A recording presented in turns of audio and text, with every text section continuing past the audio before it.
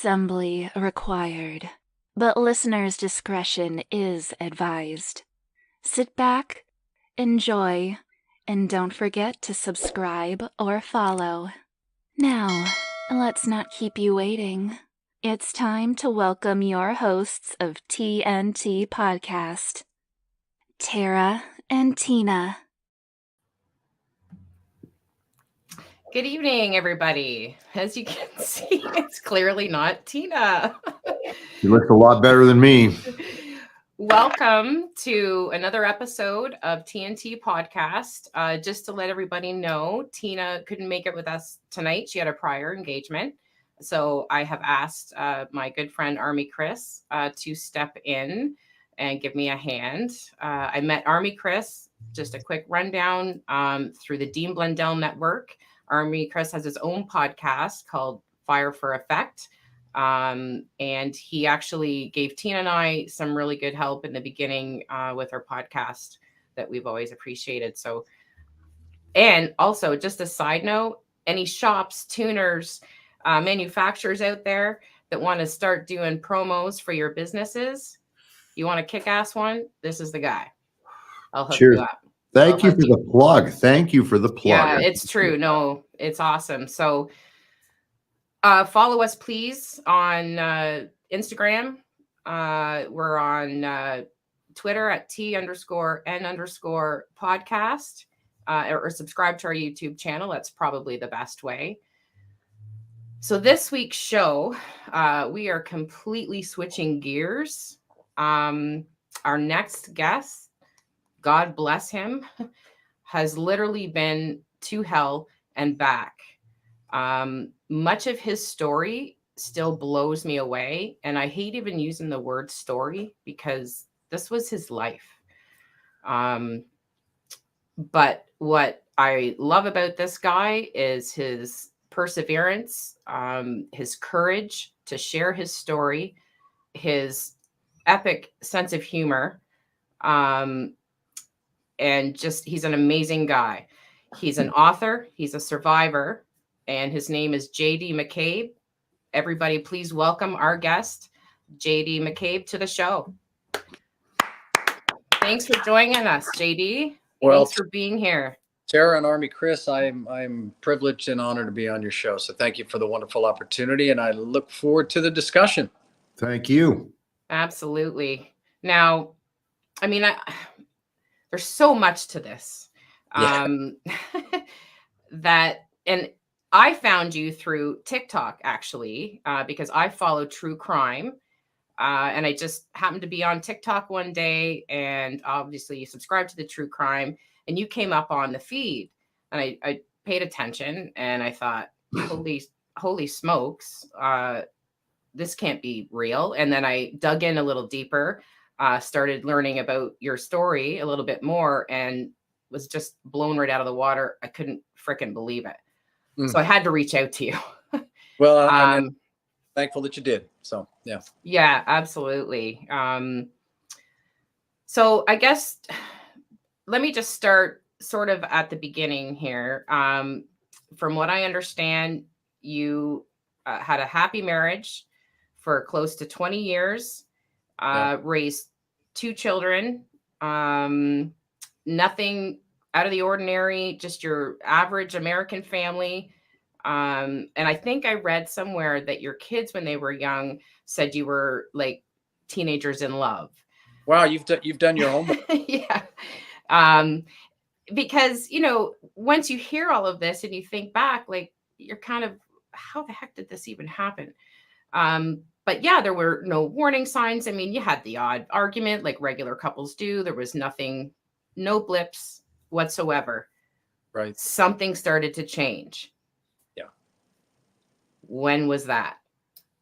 That was, again, I want to start with this because excuse me, I've learned a lot through the journey. And one of the things that I've become real thoughtful about is the fact that comfort and complacency are traps, you know? So I would look back, as I look back on the 17 years, you know, we were comfortable. I was perhaps complacent, overconfident, thinking I've got this all figured out. And then the man above is like, no, I've got a different plan for you. And I'm going to walk you through hell for 4 or 5 years and see how you do. So comfort and complacency are traps, but it would probably be in the beginning of the 17th year that what I now know is gaslighting and projection, that she would begin to subtly, of course, I didn't recognize it as gaslighting projection at the time. She'd suddenly begin with accusations of infidelity. Fast forward, a few years later into the spring of 2014, things intensified dramatically. That was about 21 years into marriage, and then her mom would get into the game and would get involved, and thus the subtitle of the book, My Dance with the Devil and Her Mother.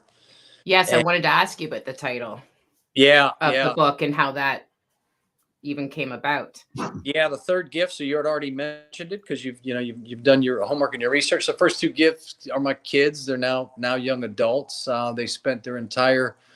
I've got a son and a daughter, Billy and Katie. They spent Billy spent his entire college career dealing with this. Katie spent the majority of her high school years and then into her early college years dealing with all the trauma and the drama that was wrapped around this. So those are my first two gifts.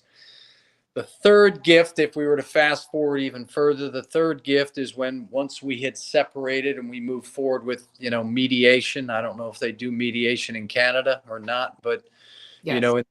In the state. We do. Yeah, okay, that's good to know. Hopefully I think we invented mediation. What's that?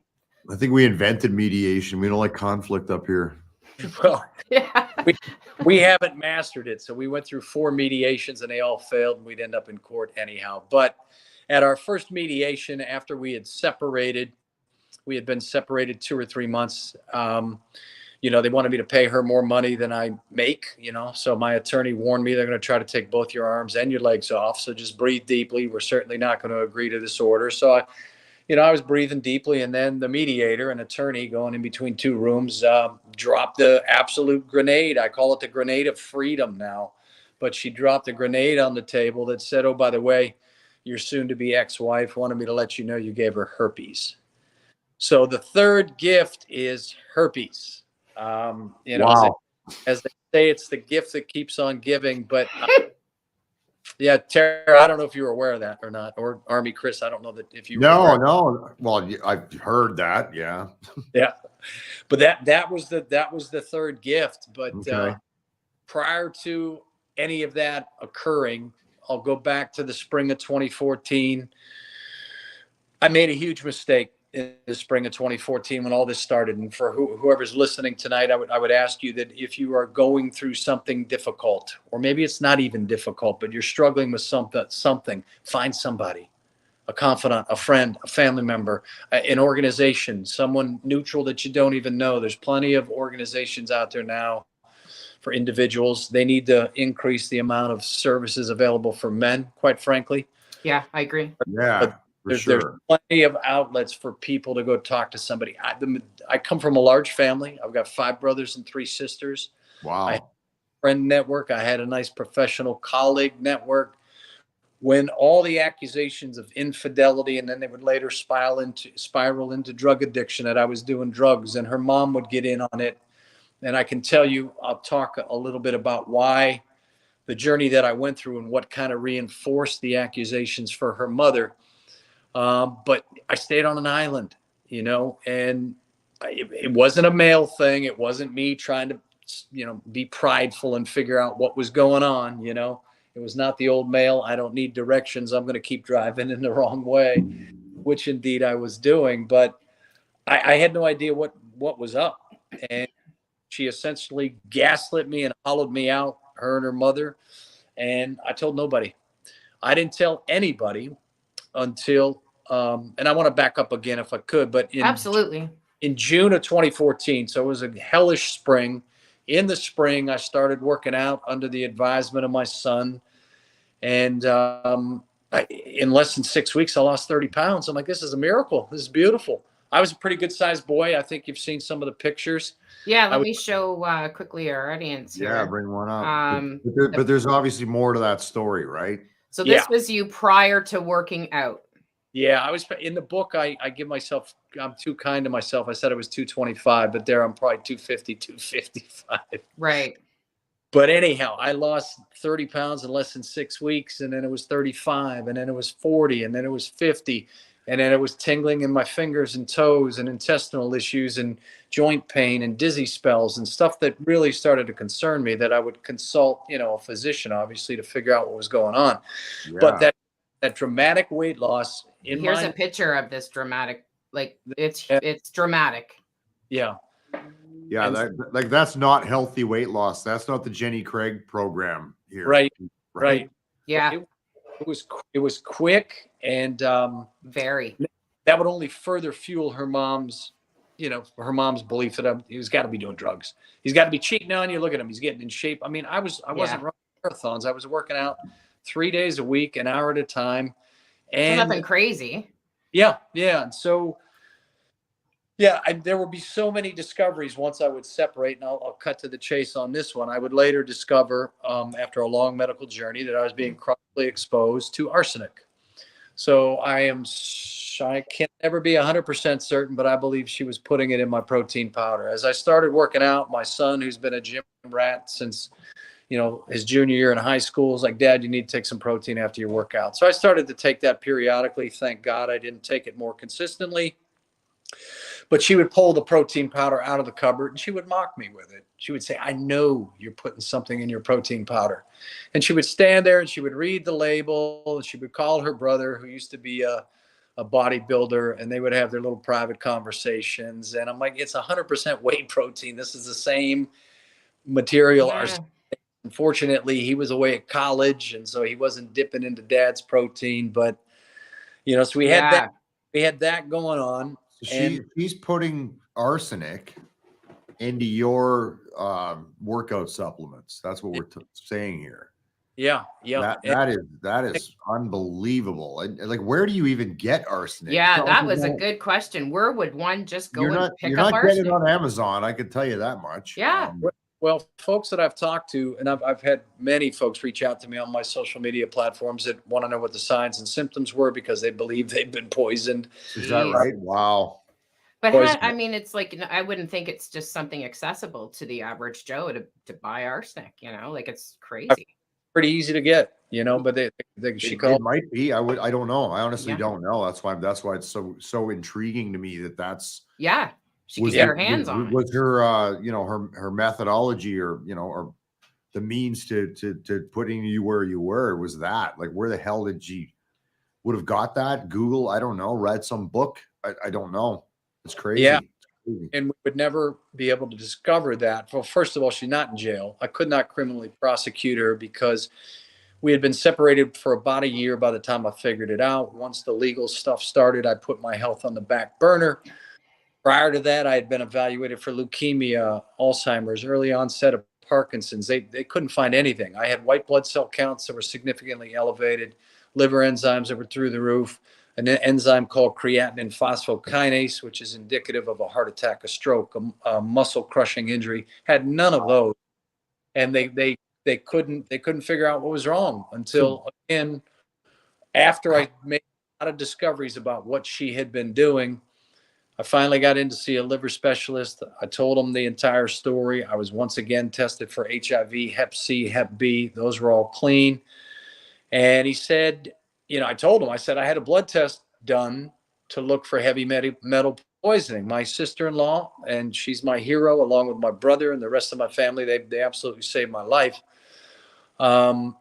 She's got a doctorate in nursing, and she said early on, "I think she's been poisoning you." And so I went and had a heavy metals test done, but it was a blood test, and it came back clean.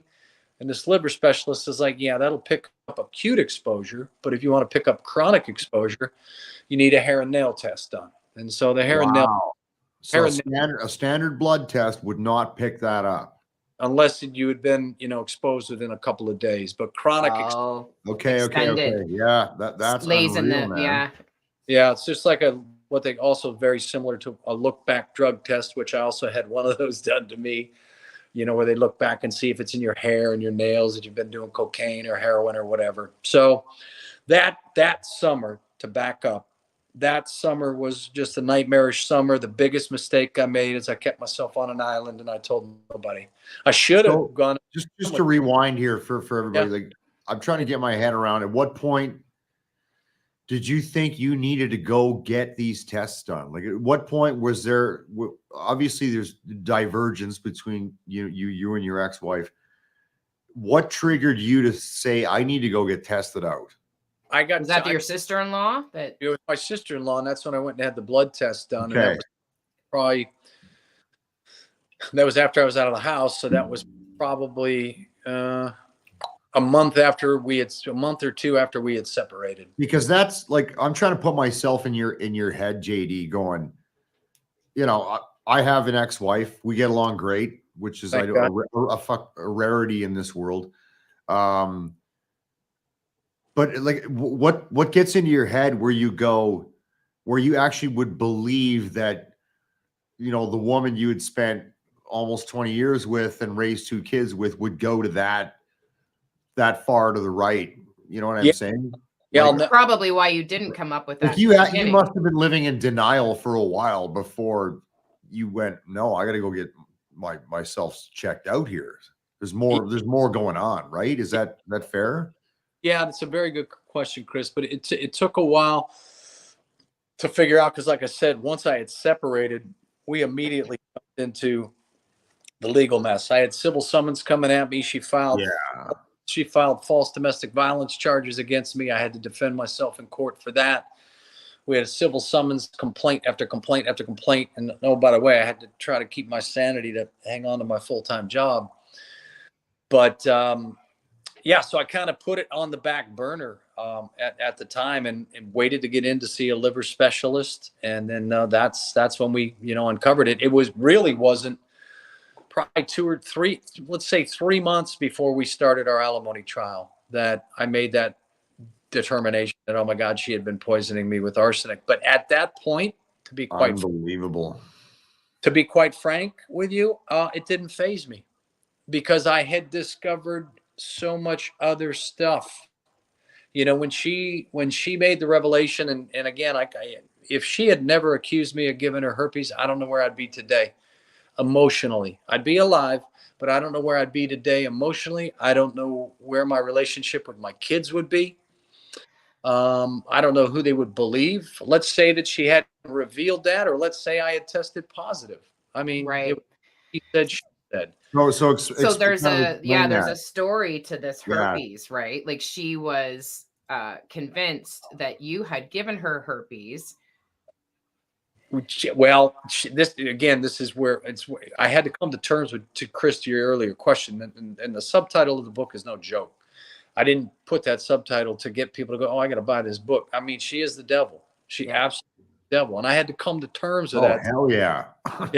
Yeah. I had to come to terms with that, because she only played that card, the herpes card, because she was certain she had infected me.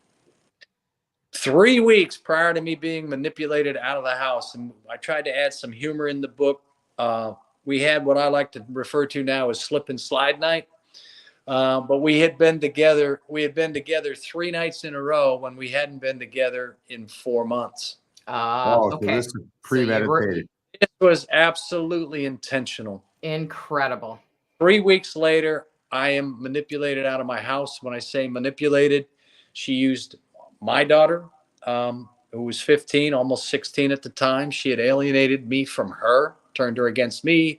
Your father's a drug addict. Your father has anger issues.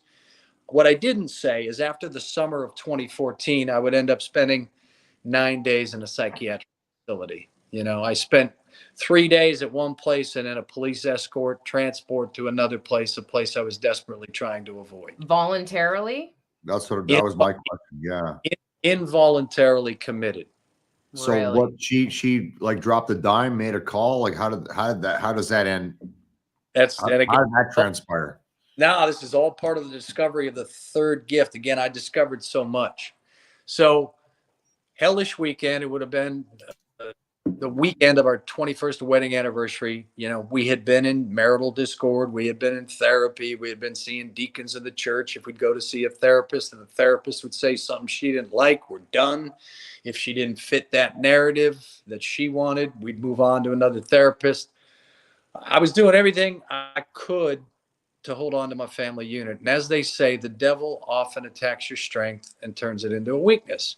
My strength has been and always will be my love for my family and the family unit. And the thought of it dissolving, I wasn't suicidal. I want to be clear of that. Now, later, I'll be honest, I'll be entirely vulnerable. 2-3 years down the road, after some of this other stuff transpired, yeah, was I suicidal? I didn't have a plan. But I thought, man, you'd be better off if you weren't here. And the pain would go away. But, I thought to my family, I thought to my kids, I knew what my kids needed.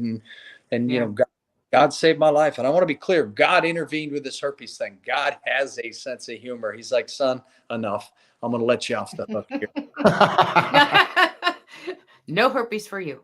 No herpes for you. So I've been tested multiple times. Just FYI, I am negative. But she was certain that she infected me. And just that's why the arsenic kind of took a back seat when I discovered it, because I'm like, holy shit. She intentionally thought she had infected me. She was going to hang all of her indiscretions on me. Yeah. And that gift, I've been in the pharmaceutical medical field for 30 plus years. And I was fortunate to have the knowledge to be able to decipher some of this stuff. As soon as she dropped that on me, obviously it was another sleepless night. I headed out for Pennsylvania because my daughter wasn't in my life at that point in time. I was living out of a hotel, living out of my car. My son was away at college, and I'm like, I need to be surrounded by my family. And again, my brother Al, my sister-in-law Jane, they're my absolute heroes. Not to disrespect my other extended family, but I've always been closest to my brother Al, and they were there for me 24/7. I would go and live at their house, because I could work from wherever. Right. Even before. They carried you. They really, your family carried you through this nightmare. Yeah, my faith and my family absolutely carried me through it. When adversity hits, you can run the other way, you can run towards. You sure can. Yep. And I ran towards them. I mean, and we can talk about that, but I ran towards them, and I continue to run towards them. But yeah, to wrap your head around that. So once she made that revelation, I start going, holy cow, she got herpes. Got to be on something. I'm driving to PA. It's 6 o'clock in the morning. I left early because I didn't sleep. It's a 10-hour drive. I pull over 10 minutes into my drive. I pull out my iPad, go into our insurance company's website. I pull up the pharmacy claims. I'm like, let me take a look at the pharmacy claims. Well, first of all, I didn't know there were 5 years worth of pharmacy claims in there. I had no idea what access to previously. I look at 2 prescriptions every month that were marked private. And I'm like, what the hell are these? I mean, I'm quickly scrolling through the 5 years. Every month, there's 2 that are marked private. It never tells you in the States here. It might be different in Canada, but they never wouldn't tell us. Yeah, No. in the States.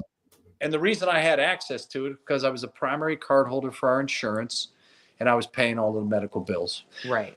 Ultimately got to the right person at the insurance company and said, hey, I want to know what these are and who prescribed them. Well, the first discovery I made was that she had an addiction to Adderall XR, and Ritalin LA. She was addicted to 3 different formulations of amphetamines. Wow. I would also, she was addicted to benzodiazepines. She was addicted to mood stabilizers, sleeping pills. Then I would further dive into her medical claims, and I'm looking at some of these pharmacy claims going, I don't even know what this medication is. But I mapped it all out on spreadsheets, and I'll suffice it to say that she's pretty much had acquired every STD out there in the course of the last 6 years of our marriage. Wow. What? Yeah, she had 45 prescription antibiotics over the course of 23 months. She had 9 or 10, medications for, lady issues, vaginal and yeast infections and all sorts Right. of. Yeah. Can't speak to that. I'm not Tina. Yeah, you're clearly not Tina. So again, the thing that never really bothered me is the infidelity, believe it or not.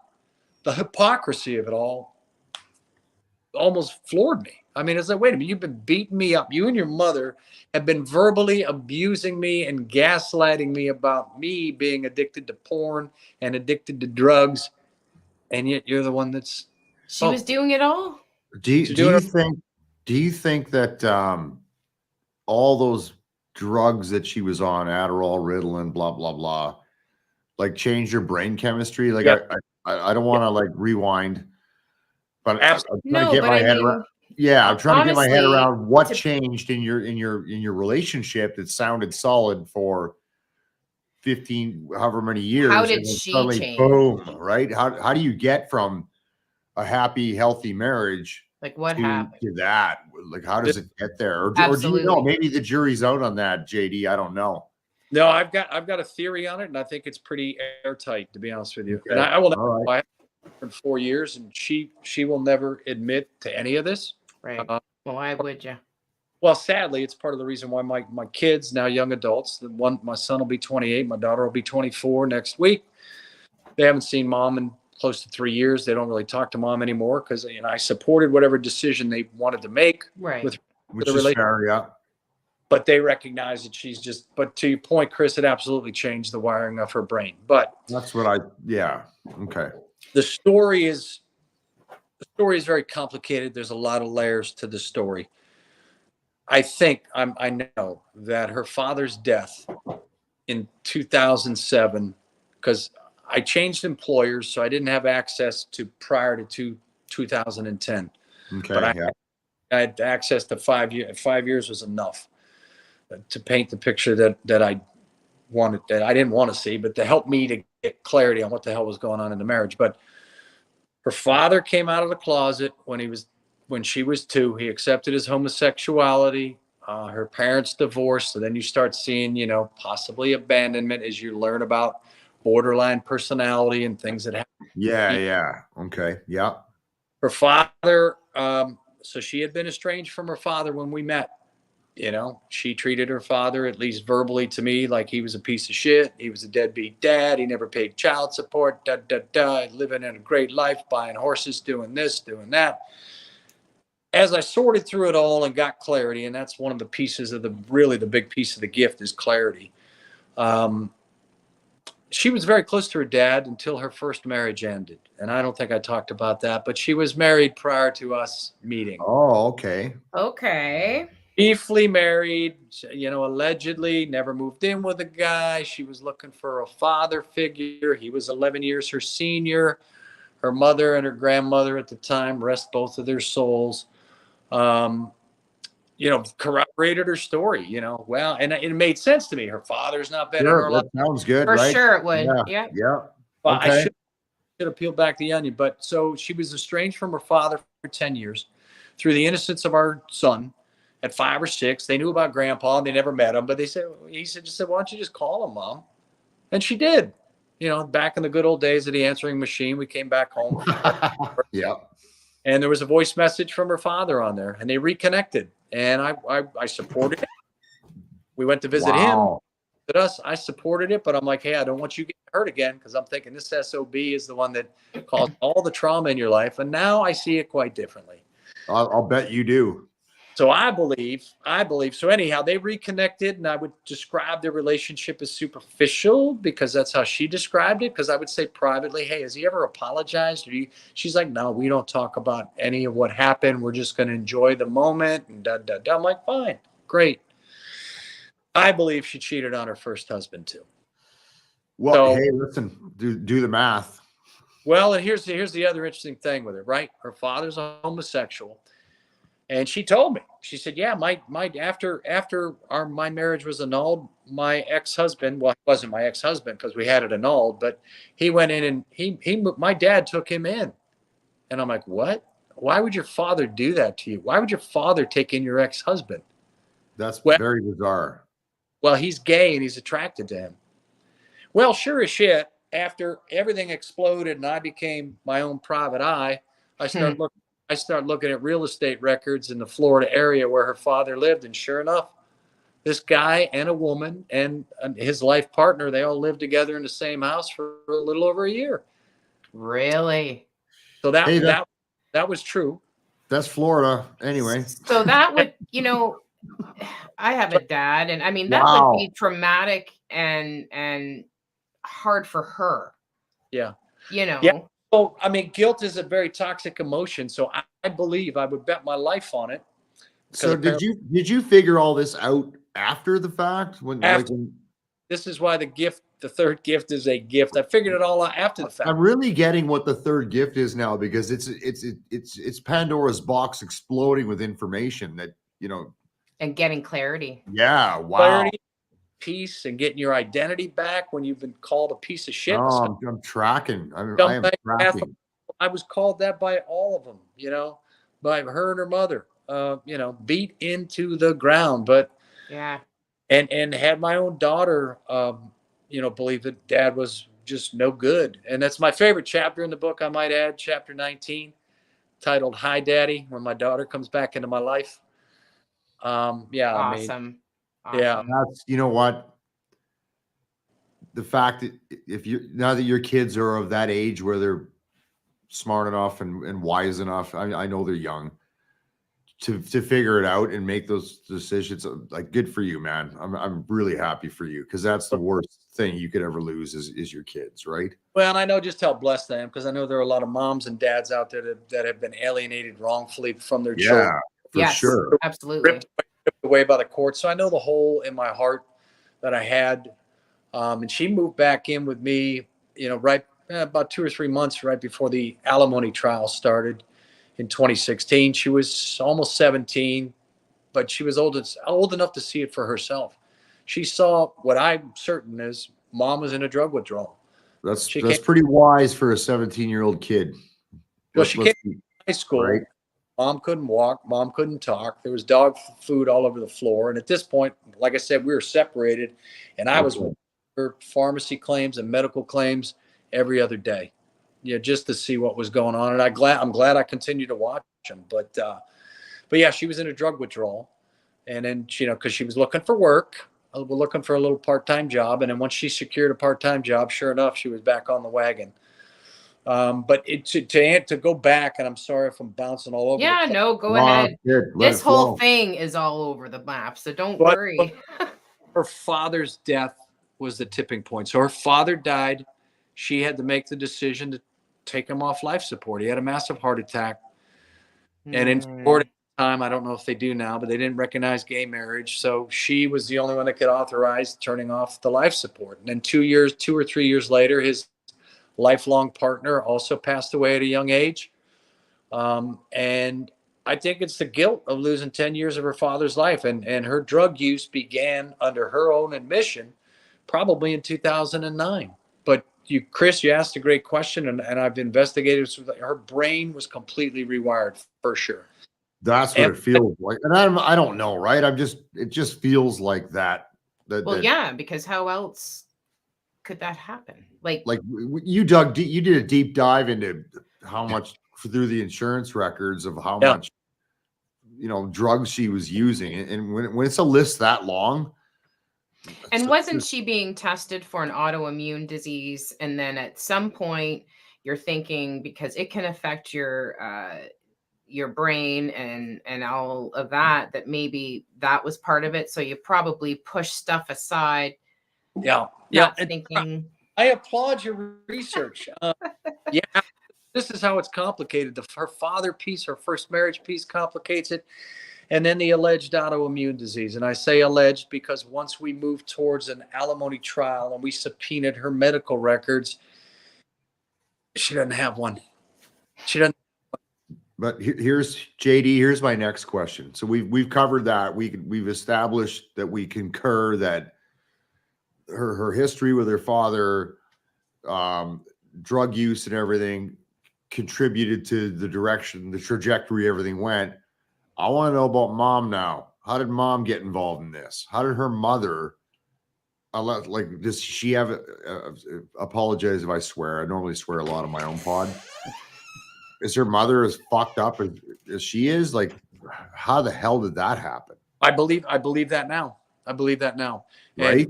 And her mom passed away 3-4 years ago. Okay.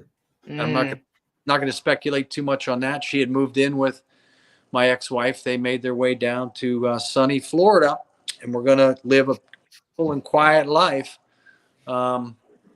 But yeah, they left 2 weeks before my daughter graduated from high school. So mom didn't go to our daughter's high school graduation. She didn't attend college graduation, and it's turned out to be a blessing. But I believe her mother's as fucked up as she is. I believe the acorn doesn't fall far from the tree. It feels like that. Like there's just no way. Well, they probably had a very You would think- codependent relationship by the you would sound of think it. that the mother would reel her in and go, "You're right out of her." Like that would be the norm to me. I never And had the a- mother is a co-conspirator. I think that is mind-blowing. Absolutely mind-blowing. I never had a cross word with this woman in 22, 23 years. Never, ever. And so Right? when she threatened me on a beach trip, a couple of months before my involuntary commitment, she threatened to kill me. I mean, I came up from the beach to get a soda or something, or maybe a beer or something. Looks at me. I don't know where they went, but they're standing on the opposite end of a granite counter. I'll never forget it. And she looks at me with death in her eyes and says, "If you put your hands on my daughter, I'll kill you." Wow. When Just was out of this? left field. You have something deeper going on, Dan. Perhaps you're addicted to porn or addicted to drugs. Maybe it was something that happened in your childhood. I don't know. But And you this need came out of nowhere. out of nowhere. And after I got over the shock of it, and interestingly enough, her big brother, she has one sibling, her big bro, as she calls him, Yeah. he was on the trip with us. He was didn't say anything. said nothing to me. Later that night, I went, as we were grilling out, I made it a point, and I told my wife at the time, I'm like, I'm going to go talk to your brother. I want him to be clear that I've not been with any other women. I love you. I haven't been inappropriate with anybody. But he never ever said to me, "Hey, look, my little sis," as he would call her, is afraid of you, and we need to talk about that. And he never mentioned word one about it. But I asked her mom. Yeah. I got over the shock of it. I said, would I have ever have done for you to believe that your daughter should fear me or that I would put my hands on her in a violent manner? She had to think about it. And she says, well, she informed me that during an argument, you shook the dishwasher rack and broke it. And I said, I didn't break it. I shook it. I mean, because this was at the time when I was just taking bullets. That's normal shit, man. Come on. Yeah. I know we're in this woke world these days, but give me a break. Yeah. She was 100%. Yeah, she was She was ahead of her time. So how many years were you guys married when this is happening? 21. 21 years. And suddenly mother-in-law, like my mother-in-law is a wingnut, or sorry, my ex-mother-in-law. Yeah. But my ex-wife knows that too, but they're not conspiring to kill me. And like 21 years, and right out of the blue, all this just bombs you. Like I'm just, It's how mind-blowing. do you respond to that? It's unbelievable. This is just crazy. And I was still in the home, so I was in psychiatric, got out of the psychiatric facility. Yeah, how did that come about? Well, I would later discover, okay, so she called the cops on me that weekend. I had gone to see a psychiatrist because I was, again. Was that voluntarily? I voluntarily went to see, I was involuntary, but I voluntarily went to see a psychiatrist. I'm like, if you think I got a mood disorder or I've got I'll bet they use that against you. Well, I went, and she was gracious enough to go with me. One appointment, okay? Appointment with a psychiatrist. In less than 30 minutes, I fill out my little questionnaire. She fills out her little questionnaire for bipolar 2. And he diagnosed me with bipolar 2 disorder.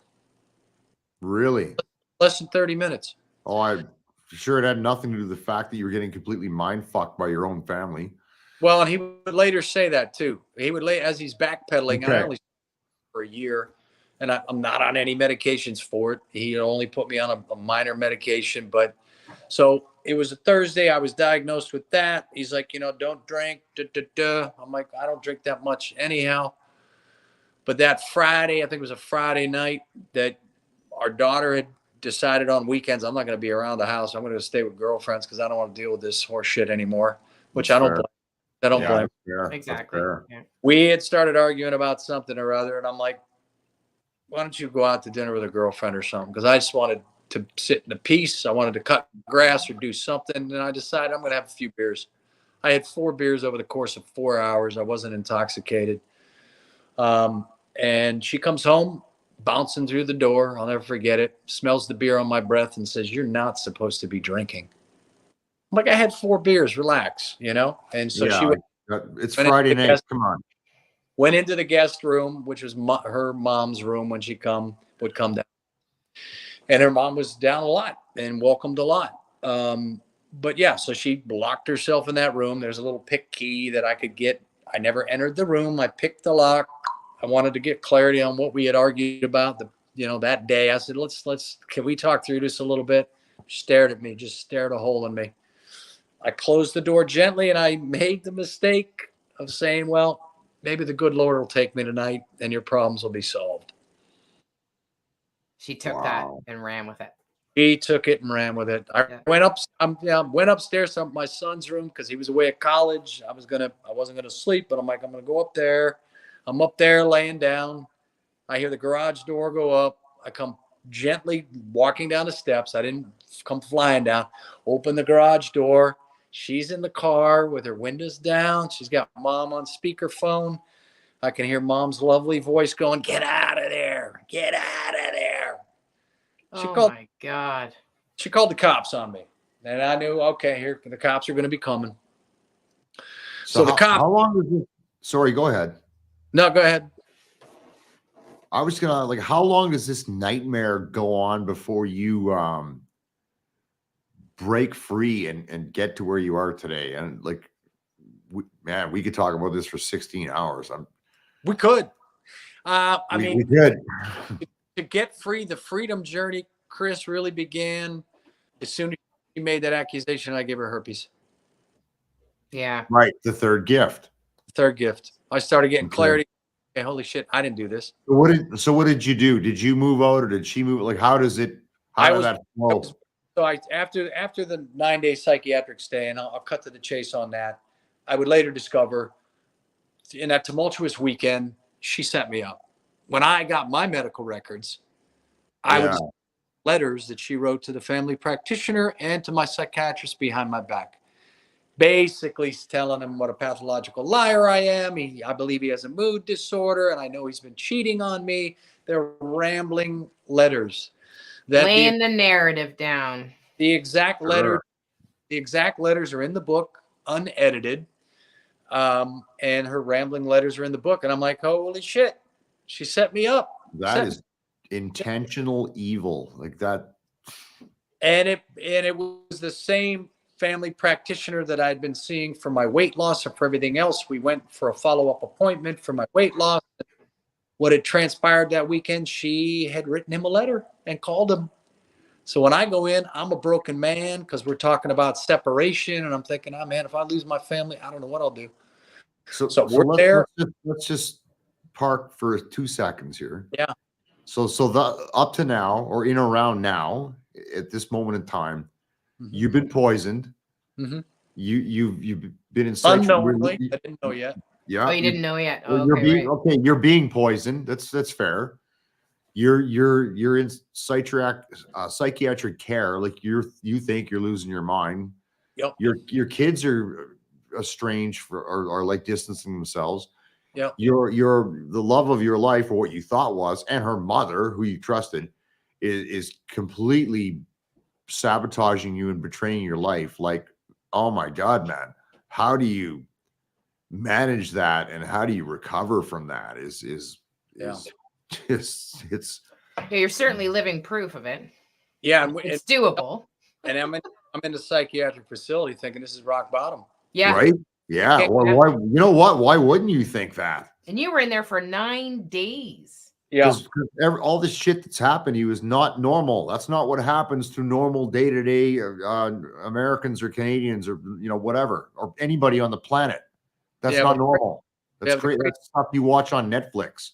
Yeah. The crazy thing is that the journey was just beginning. I mean, there was 4 years ahead of us. Yeah, that's the beginning. Just so for everybody watching or listening to this later, this is the beginning. That's an appetizer. There's going to be more books, I hope. But yeah, and again, I would discover that she had set me up. Could you check yourself out of the facility? No, I was begrudgingly discharged by the psychiatrist. the psychiatrist who was pissed off that I inquired about being discharged on Sunday so I could go and be with my daughter on her 16th birthday. The psychiatrist on the weekends, like, yeah, we're all well aware of your inappropriate admission that you really shouldn't be here. Really? Wow. Oh, yeah. And so I saw my psychiatrist, who was he didn't work weekends, and he was pissed. He was pissed on Monday. He said, I told you I wanted to see you Monday. You do not run this place. You're a manipulator. You're a spinner. And of course, I would go home and truth and transparency, have this conversation with the wife at the time. And she would later, her and her mother would later throw those words in my face. You are a manipulator and you are a spinner and you twist everything. And I'm like, okay, whatever. But yeah, this guy was pissed. And he's like, yeah, you'll discharge orders. They're legally binding. They'll be at the front desk tomorrow morning. And, you know, at that point, I'm like, I don't give a shit. I don't care what they are. I want to get the hell out of here. Yeah. Yeah. Because so that must have been traumatic even. Yeah. Well, I was sexually harassed and on multiple occasions. There were fights. There were, you know, people that would smuggle, you know, the regulars that would smuggle in phones and, they're smuggling in phones. And I'm like, if he can smuggle in a phone, you know, he probably can smuggle in a knife. And they were smuggling in cigarettes. It was a nightmare. But my heart broke. And as we talked before we went live here, my heart still breaks on occasion for the young kids that were in there because nobody got any help. Everybody got sedated and medicated. And once your insurance ran out, you were sent home. In my case, I had commercial insurance, so they were happy to keep me for as long as they could. That's the same here. It's like they just want to feed you meds, right? And I don't want to get into the big conspiracy about pharmaceutical companies and all that bullshit. Yep. But that's the immediate go-to is like, I get that because getting out of the army and, you know, people I know, including myself, that have PTSD, the first thing they want to do is bomb you with meds. So, you know, that's a problem. Well, psychiatrist, that's kind of what. I get it. Well, okay, we're going to start you off on this and this and this. And like, that is not a path you want to be going down. Well, and here's the other twist too. Speaking of psychiatrists, so I'm not very fond of them. I had two. Bet you're not. And then the other thing I would discover a little bit down the road once we separated, she was also using our kids to fill her amphetamines in their names to the tune of 600 days until she could find a psychiatrist that would write whatever she asked for. So a doctor was literally writing prescriptions for her, but in your kids' names. And can they be not liable for that? That is a huge. Yeah, there's a little backdrop to that. So the reason she had to go that route, and I discovered so much. Her supplier, and he was a physician, which I didn't know she was seeing. He was writing her whatever the hell she wanted, but he got in trouble with the DEA, Drug Enforcement Agency, and the North Carolina Medical Board for inappropriate prescribing of narcotics. Absolutely. But once they leaned on him, she had to go find another supply. Our son had been diagnosed legitimately with ADHD in 4th grade. Once he started working out, sophomore year in high school, he's like, I don't like the appetite suppressant. I'm getting off these. And his prescriptions continued to get filled. She would just, so she would just, you know, the doctor, not arbitrarily knowing that that's what was happening. Mom's been picking up those drugs for years. Just keep it going. Nobody notices, right? Yeah. But I filed a complaint against him once things settled down a little bit with the North Carolina Medical Board. Of course, you get the standard letter back. We fully evaluated this. We don't feel that it meets the standards of violating medical practice. I'm like, okay, well, at least he'll get the message that I'm aware of what he did.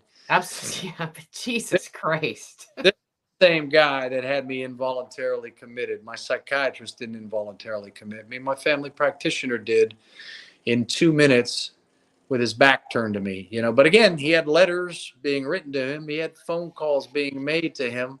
Yeah, laying it down. Yeah. She was brilliant. And again, this is why the herpes. I will be a big fan of herpes as long as I don't ever get it. Yeah. But Yeah, that's not the third gift I want, but I appreciate the context. Yeah.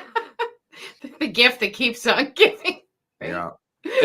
it absolutely is. And I mean, but it opened, to your point, Chris, it opened Pandora's box. I don't know the entire truth. I'll never know the entire truth about who she was with, how many, because once we moved forward to an alimony trial, she was under a court order to maintain integrity of all electronic devices. Well, she restored her phone to factory settings. She wiped her phone.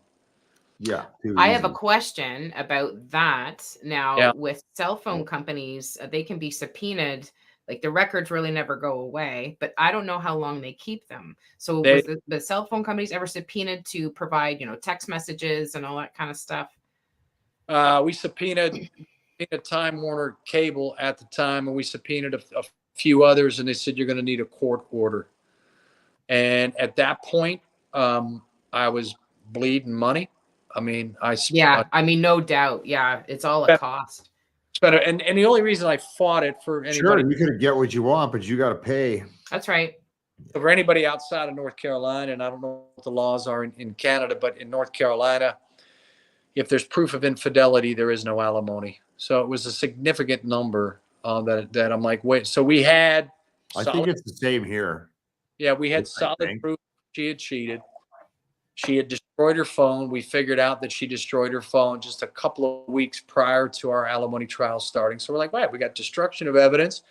We've got an STD expert that's willing to testify that you don't have it and she has it, and definitively she didn't get it from you. Yeah.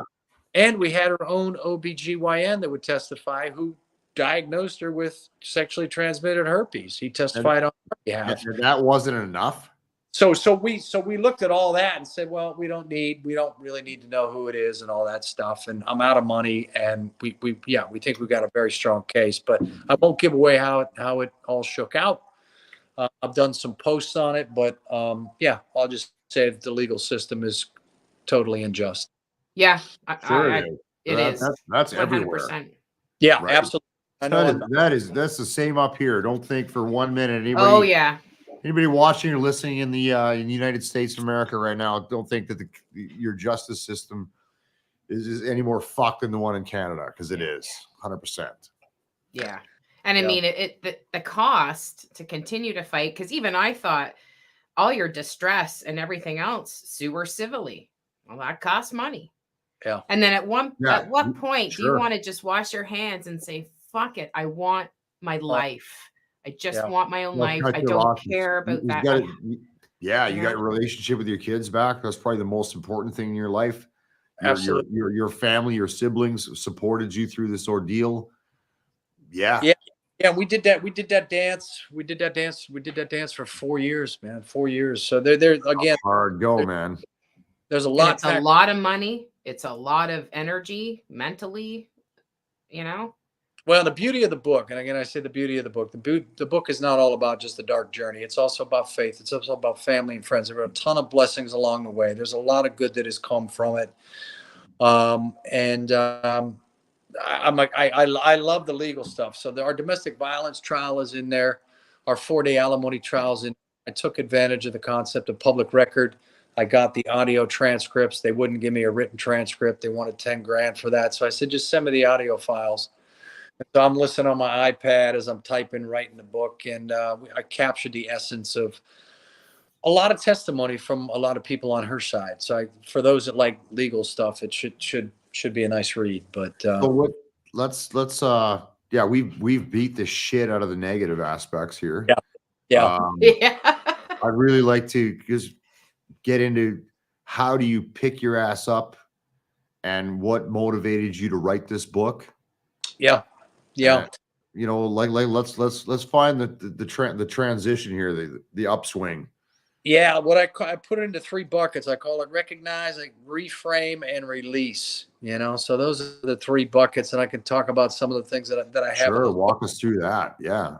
Well, what motivated me to write the book really is, first of all, it's a crazy story, and it took 4 or 5 years to get through it. And I would have friends and families and close people that would call me every couple of weeks, going, "Hey, anything crazy happen now?" And I'm like, yeah, you're never going to believe it. The guy that we thought we identified, it turned out to be our neighbor's wife's phone. I mean, there's a lot that we haven't covered. There's Yeah. twists and turns. But most importantly, I think 3 reasons why I wrote the book. I've always enjoyed in life, and I always found inspiration in other people's stories, right? Keeps you grounded. I worked for an organization, I won't name them, but they did a program called 40,000 Lives. 40,000 Lives, 40,000 Stories, where at various meetings, we'd have leadership, we'd have individual people on our teams share their personal journey and personal stories. And some of the stories that I heard, I'm like, man, I have a newfound respect for you and how you grew up and what drove you. So I've always found inspiration in stories. I found inspiration in other people's stories when I was living at the same hotel for 3.5 months, just talking to people. I couldn't sit in the room like a caged dog. If I wasn't traveling, I was at the hotel, or I was up in Pennsylvania at my brother's and family with my family. But the stories that I would hear from other people kept me grounded in what I call relativity, meaning I don't have it so bad. I'm alive. I've got my health. I've got a good job. I've got 2 healthy kids. I've got, one right now. It doesn't do with me, but that kept me grounded. So I wanted to hopefully write the book with a high water mark of inspiring others that look, man, life's going to throw some stuff at you, but you can get through it. Yeah. My female therapist at the time, who was excellent. I was blessed to have been introduced to an excellent therapist by my attorney. She called everything and called it exactly as it would happen.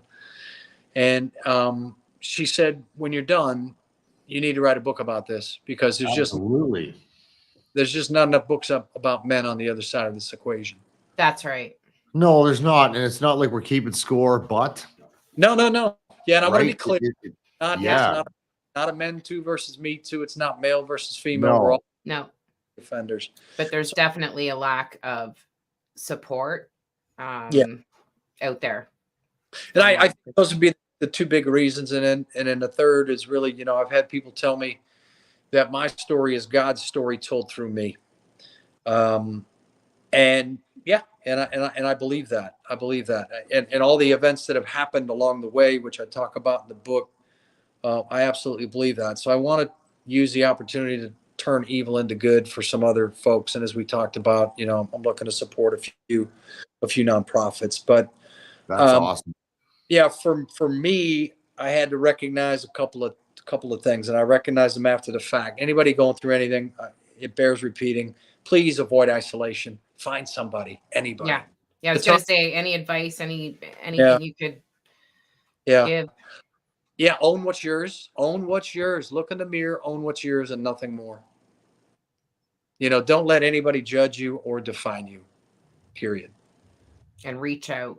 Yeah, own your shortcomings. You're on his timeline, even through as we got through the trial. And once I tested negative, we were going to sit down for another mediation a month later. I'm like, all right, this is over. This is over, baby. I'm getting my house back. This is over. And no, it wasn't over. It would drag on for 2 or 3 more years. And I would say I've been a big fan of quotes. And this quote hit me as I was writing the book. It is a quote I was familiar with, but I lost sight of it. It's by Norman Vincent Peale. And his quote is, in every difficult situation, there is value.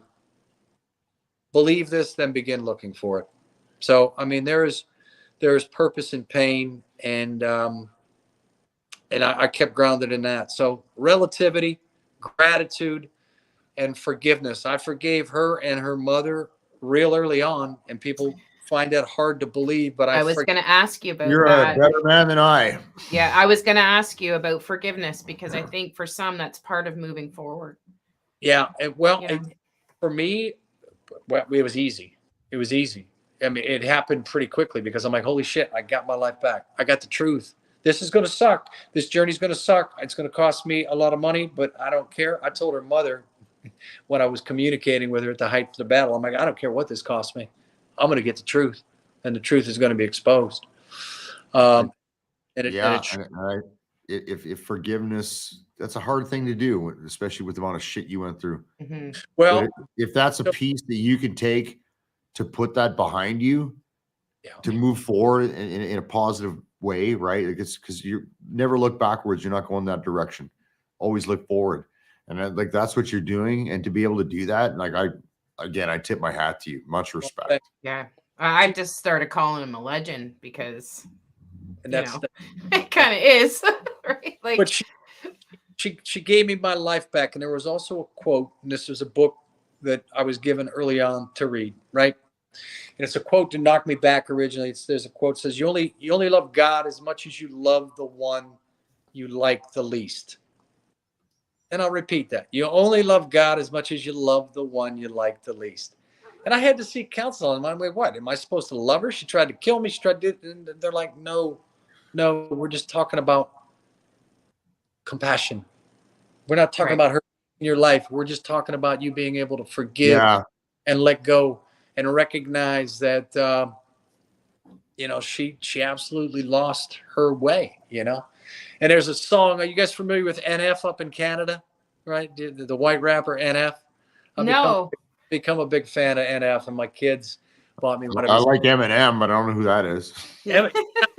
Sounds just like Eminem. Check out some of NF's music. It's very I'm going to have to now. Yeah, we definitely will. But he had a line. He says, even Satan was once an angel. Yeah. That's true. Excuse me. Yeah, you're correct. Yeah. And your life today, you have someone in your life today. I do. And I have a question too. How tough was that? I think to it was want tough. To introduce that in your life again. She may be on here. She said she was going to jump on, but I think it was, to be honest with you, it was tougher on her than it was tougher on me. Wow. Really? Yeah. And so I was introduced to her by a long time. I'll be right back, guys. Yeah, no worries. Get another beer. Yeah. Whatever. Yeah, I had been introduced to her by a longtime friend. I wasn't looking. I hadn't. I was busy writing a book, and I was busy focusing on my kids and whatever. But yeah, I was blessed to have been introduced to her. And when I say it was harder on her than it was on me, is because I had a lot of stops and starts. Right? Yeah. The book came out. Some things came out. I was dealing with some issues, and yeah, I mean, I don't know. The simple way to put it is, I had some things that I had to resolve, and I'm like, I don't want to deal with this. I'm better off on my own. I'll be happy, be happier on my own. But we had a lot of, we I don't want to say argue, but we disagree on the number of stops and starts. But we had a handful of stops and starts, and I decided for me that I needed to move out of North Carolina. I needed a change of scenery, just emotionally. And she has fully supported that. And we've been doing a long distance relationship, which is 4.5 hours. Okay. We see each other quite a bit, but we've been doing that for, a little over 2 years. Yeah. 2.5 years maybe. So excellent. Yeah, it's fantastic. Keeping it simple. Good for you. Yeah. Awesome. Yeah. She's awesome. The key there, I think, was, again, even with the little breakups or whatever, we became friends, and we communicate very consistently. Which is huge. Talk pretty much every night. We've laid out each other's, expectations, what we want from the relationship at this point. Right. We're aligned on that. I don't think there's anything I don't know about her. And of course, no pun intended, but my life's an open book. So she knows about. Yes, that's true, eh? I couldn't be happier. I couldn't be happier. And so, yeah, a lot of good has come from it. I've met a lot of wonderful people like yourself, and have been blessed to have been on many, many different podcasts, and to be able to share my story. So, yeah, it's been great. Now, I did want to show a clip because I mentioned earlier your sense of humor. And okay. If you can imagine, after hearing some of this JD's story, there are haters out there, believe it or not, that would give him a hard time in comments on his TikToks. But JD is a master at clapping back to the haters, and it's quite comical. And I just wanted to share it with the audience. Here we go. Just when you think you're going to run out of material, this is the spell check version of Froggy Friday. This is an insult and a riddle all wrapped into one. Mr. Muggsy, I had to go all Wheel of Fortune on you. I had to buy 2 R's and an A just to solve this.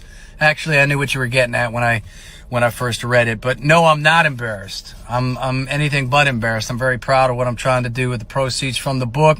The Third Gift, My Dance with the Devil and Her Mother, trying to support a few nonprofits, so absolutely not embarrassed at all. However, aren't you embarrassed? Huh? Aren't you embarrassed a little bit? I mean, in this day and age, this is unacceptable. With Alexa, Siri, I don't mean to be a dictionary by calling you out, but you can do better than this. I'll give you till Monday. Repost, correct your spelling and grammatical errors, and I'll give you a different grade, perhaps, depending on your performance and your work.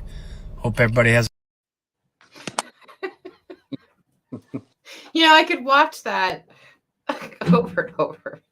It's so on point. It's so well done. And you've got many of these. And it's just your one way. And on Fridays, you do this clip, Froggy Fridays, where you'll pick somebody's idiotic comments and just let her rip. It's fantastic. Yeah. And you know what? Let's get therapy. Absolutely. Yeah. It's good therapy, Well, I wanted to show the book as well, just so people had a visual sure. Thank of you. your book, The Third Gift, My Dance with the Devil and Her Mother. And it's available Amazon. I mean, that's where I ordered it from. Yeah, signed copies, or if folks want signed copies, I guess in the U.S. I mean, shipping to Canada is ridiculous, but Oh, I can imagine. Yeah. signed copies are available through Ballast Books, but it's available on Amazon, Barnes & Noble, Target, Walmart, all your major retailers. It's available online. Library systems can order it. There's also an audio book, which I narrated, and I did it in the closet in my home here. Really? I'm operating on a shoestring budget. So this little phone that I'm on here now, and I packed my closet with every blanket and pillow that I owned. And, I had a guy out of Texas that really helped me from an audio perspective, and it was fantastic. So I narrated it. So there's an audio book and an ebook as well. Awesome. Now, have you ever thought about doing a podcast? I have. That's been suggested to me, but I have to think about later. Yeah, maybe something I think about later for sure. Yeah. And where can people find you? People can find, if they're interested in finding me, Facebook, following you. Yeah.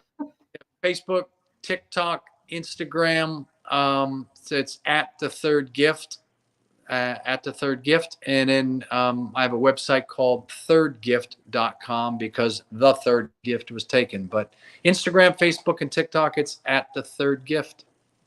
That's amazing. I'm not sure where our buddy went there. But yeah, I'm just so thrilled that you came on our show. Well, I am thankful for the opportunity. I deeply appreciate it. I mean that. So I'd love to have you back down the road. I'd be happy to with you and see how things are going. And you're just amazing, just amazing. Good inspiration. Yeah, I would say that if any of the folks that are, I don't know how many folks are on tonight. I don't know. Right now there's only, I think 8. It's climbing up a little bit. Perfect. And the nice thing about this is people can watch it again when they're free, if they're busy now, like later, right? Which is great. What I was going to suggest, for the folks that are on tonight, first of all, thank you for jumping on and spending over an hour with us. I appreciate it. Thank you for listening to my story. But for those that happen to read the book or whatever, I'd be happy to do a Q&A. Once. Yes. Yeah. Okay, that'd be excellent. Once they've read the book. Good idea. Yeah, for sure. Yeah, and I mean, I should be getting mine any day now. So, but let me know. I will. 100%. I will. And thank you, sir. Thank you for your time. This will be live and available immediately. Yeah. So I'll just, after this, I just upload it and it will feed into, it'll go to all the destinations, YouTube, all the audio, Spotify, wherever you get your podcasts. Yes. Okay. Absolutely. We thought you went AWOL, Chris. Welcome back. No, I had a guy show up. He had to drop off some army stuff that we exchanged. Long story. Gotcha. Thank you very much, JD. I really appreciate it, man. You got fucking balls of steel, brother. Thank Absolutely. You. Well, thank you. Total legend, sir. It's been a pleasure to meet you both, and I'll be happy to do it again. Absolutely. We're finally getting rain here after a month and a half. I'm like, thank you, Jesus. Yeah. Enjoy it. stuff's coming soon for you guys, right? Yeah, it'll come quick. Well, I love. It's been nice conversing with you guys, and I appreciate it. Take I care, appreciate JD. you. Thank you. All right. Thank you. See ya. All Bye. right, guys. Well, thank you, sir. Thanks for Wow. joining us tonight. Just an incredible guy. Yeah, I thought we were going to look talk him up, about follow him.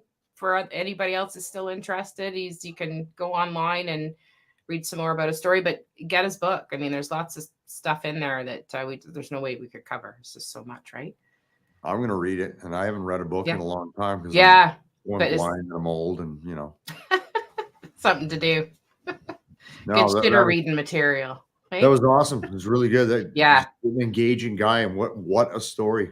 Yeah, just get that book. Go to Chapters or Amazon. Amazon, you can order it there for sure. And JD McCabe, check it out. Like it's a crazy story, and it's true. It's unreal. Yeah. Well, I'm back next week with Tina. We don't usually do this, but we've got a back-to-back show with scheduling and everything. So I'm back next week. But awesome. Thank you, brother. Really appreciate it. You are welcome. Okay, we'll talk to you soon. All right. Take care, everybody. Be good. Good night, everybody. Wrong one.